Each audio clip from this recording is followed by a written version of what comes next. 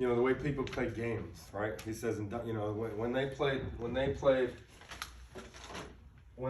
dominoes. Now we're talking about my dad, so I can act however I want because I'm emulating how my dad acts. So that when he talked about how he played dominoes and they slam the pieces, they go like that and they slam the pieces down, okay? And he would show us and do it just like that, okay?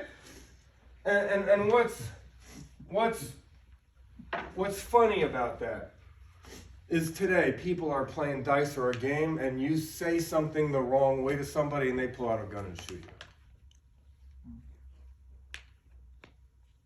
And you think I'm not speaking about something real that actually really happened. A famous rapper was playing a game of dice.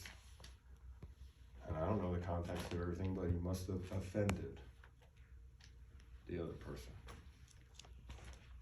And that's unfortunate. Okay? Over a game. So, when he left, so he spent a few years in, you know, late 20s, or spent a few years in Brazil. He says, I underline this because this is all I'm saying on this page. He forgot to tell that when I was in Sao Paulo, one of the wealthiest Jewish, family multimillionaires wanted me to marry their daughter, and I'm glad I didn't. I would not have the best wife, grandmother in the world, nor a staff sergeant in the army, or a 6'6" football player. That's how he remembered me in his mind. That's fine.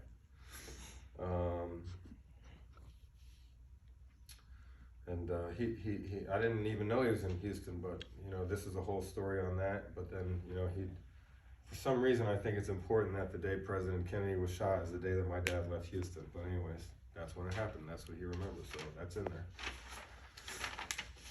Okay, so at this time, my dad was so he was married before my mom, okay? So, now the way he tells this story is kind of funny. Okay, I'm just going to read this one line and then I'm just going to freely speak about it. He says, in New York, I hooked up with Madeline. We dated and something told me that there is something wrong here, but I wasn't 100% sure. By the time I realized she had lost her marbles, it was a little too late because she was pregnant. So my dad married the woman, right? She was pregnant. But the way that he spoke about this story, you know, in the latter parts of his life, that story, it became bigger in his mind. It became bigger. It became his one thing that he was like, you know, that woman, I raised Amir by myself. I sent her to the U.S. with $40,000, and she spent all the money by the time I got there. And blah, blah, blah, we divorced, she fucked up my life, and that's just how he spoke about this one story, right? And he was like, and he was explaining to me what had happened. So, if you could imagine, the woman was like the heir to some fancy 7-Up drink lady, okay? The names, you could look it up. I'm not saying the names from the story, but this is who he impregnated and had a son with, right? My older half brother, right? So, you know, he's speaking about this woman, and but during that time, my dad was out of the army. He had a business. He was like buying luxury handbags from Italy, like selling them. He bought a storefront. Okay, it was a big thing. It was like he was a big. I can only imagine. Because this was even before my mom. I mean, imagine how bad, you think Dad was a badass when you met him when you were 19 and 43 and he swindled his way into the Hartman, right? Like to the Vesper family, right? Imagine him before the dad before the dad, like we were talking about, right? Imagine just he was like, yeah, fuck, dude, look, just all the time. He probably didn't give a shit about anything. Because that's the type of man he was. He didn't give a shit about anything. He said whatever he wanted. He did whatever he wanted his whole life. And you can't do anything but honor somebody like that. Because their integrity is so high. Their values are so high. Who they are is just, they love the people that they love. But boy, the people that they don't love, right? But So when he's telling me this, this story, can you imagine back then, so he's in his 30s. So if you add 30 to 33, $40,000 at the time sounds like a lot of money to me back then. So, that part of his life was interesting. I asked him, how did he meet her? In there it says, some things, but because I got to spend time with him at the end, right? I got to ask him these things because he had turned the corner. So when our relationship was phenomenal. So when I'm speaking to him and hearing about those stories, some of those things he spoke a little bit more in depth about because I got to look at him and ask him a question. So, anyways, so fast forward to, he's now got to get a job. He's got to get a job because this crazy woman spent all of his money. Okay? And there's some stuff, they moved there, that, I'm shaving a lot of time, right? So, he gets a job at a store in New Jersey called Alexandra's. And he meets, then it was changed to okay? Caldors, meets my mom. Oh, you were right, Alexander. Okay, so that's where they met, is Alexander's. Then my dad got a job at a sporting goods store named Herman's, and when I looked at all this stuff, this was all last year. I looked at the whole house from Herman's, Sports Authority, Dick's. It's quite an amazing feat. But my dad, and he told me, boy, this isn't even in there. So he meets my mom, right?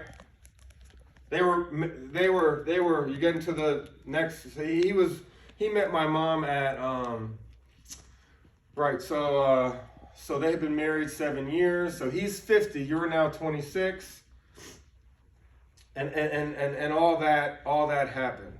Now, what's all that happened? So Herman's, so he's working at Herman's. Now, last year, as I'm learning more about my dad, talking to him more, getting, he's a different person, okay? I go on Facebook, and I'm like, Dad, who, if anyone, would you want to speak to that you can remember from that you worked with that long ago at Herman's? Because that was like, hearing him talk, that was like the best time in his life. Why? Because he was the fucking man, okay? So I go on Facebook, and sure enough, there's a damn Facebook group with people that worked at this place, Herman's, 50 years ago, okay?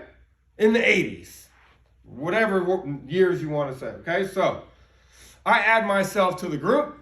This is back in November. And I say, hey, my dad used to work, blah, blah, blah. Anybody know him,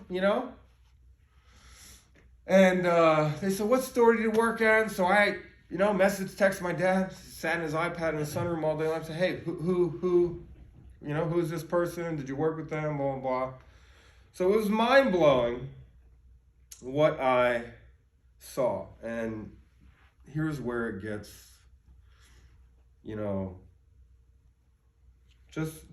just really cool is where it gets, right? So, I go on the Facebook group recently, and I type in what happened.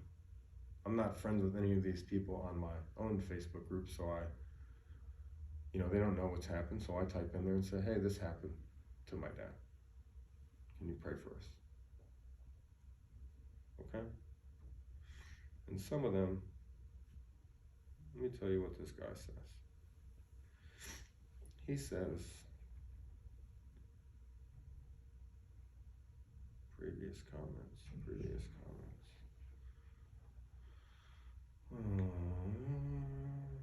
I remember, this is the first one. I remember your dad very well. I worked under his leadership while he was managing the #1 sporting goods store in the country. You have my deepest sympathy. Another one. That's a name I remember well. How are you? My name's Tony Clark. I work with Joe Jula.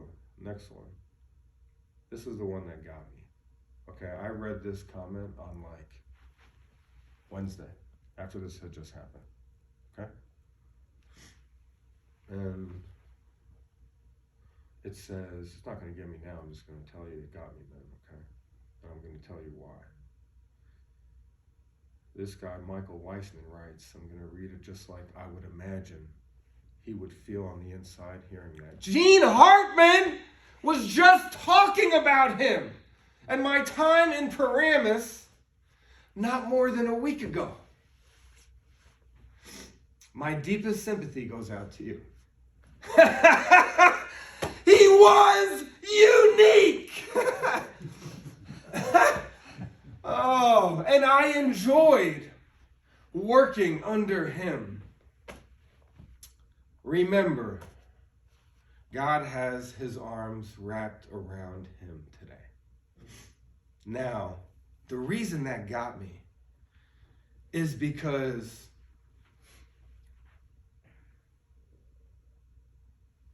the impact